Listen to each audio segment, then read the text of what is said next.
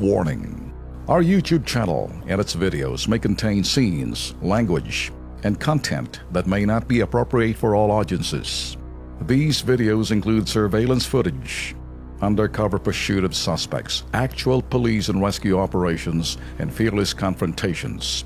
If you do not approve of the content, please do not watch our videos. If you wish to continue, we strongly advise that you proceed with caution.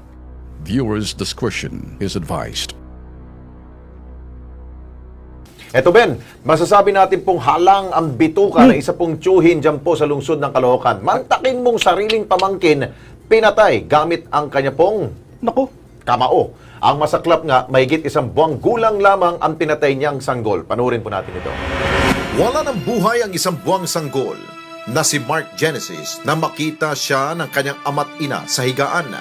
May tama sa bunbunan ang sanggol habang tumatagas ang dugo sa kanyang bibig. 22 na Nobyembre, taong kasalukuyan, sa bahay nito sa barangay 120 Caloocan. Maaga raw natutulog ang mag-asawang sina Rowena Cornelio at Nino Porbile. Ipinaghihele pa ng ina ang sanggol na si Mark. Pero malamig na bangkay na pala ang sanggol nang magising sila. Nagising po ko, nakita ko po yung anak ko, papadidein ko sana. Pagtingin ko po sa anak ko, duguan na po. Pinakita ko po sa asawa ko yung itsura ng anak ko. Nagtatalo po kami ng asawa ko na kung nadaganan ba o nabaksakan ng kung ano-anong bagay, wala naman pong maaaring bumaksak. Ang masaklap, katabi nila ang bata pero ni wala man lamang daw ingay o iyak silang narinig. Habang nagbabangayan, sumabat daw sa usapan ang 5 taong gulang na pamangkin nila na itatago namin sa pangalang Alec. Kwento ng bata habang kinakausap siya ng barangay social worker. Nagising daw siya na madaling araw at nakita niya ang kanyang tiyuhin na pinagsususuntok sa ulo si Baby Mark. Nakita ko po si Tita Ryan yung baby sinapak. Sinapak yung baby? Paano din?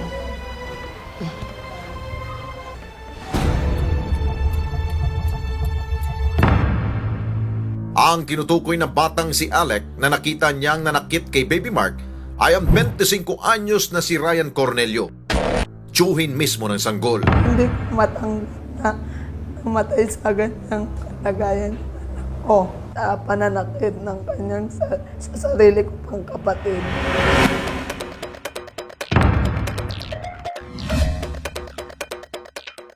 Dinakip ng otoridad si Ryan. Sa tanggapan ng Caloocan City PNP, humarap sa crime desk team ang suspect. Maring itinanggi ni Ryan ang akusasyon laban sa kanya. Hindi ko alam kanino ko sasabihin ito eh. Wala talaga akong kinalaman. Kung isipin mo, hindi ko gusto yung mapunta dito eh. Sa investigasyon, lumalabas na may galit ang suspect sa ina ng biktima. Madalas sila magtalo dahil palagi ang lulong sa droga si Ryan. Bagamat nagdurusa na ang suspect, hindi pa rin ito sapat bilang kabayaran sa pagpaslang sa kawa-awang sanggol na si Mark. Yung ginawa niya sa anak ko, pag nakikita kong yung ginawa niya sa anak ko, gusto ko siyang talupan ng buhay, sunugin. Kahit patayin siya ng paulit-ulit, wala kang patawaran yung ginawa niya sa anak ko. Sinisisi mo yung sarili ko, ba't hindi ko siya pagtanggol? Ba't hindi ko siya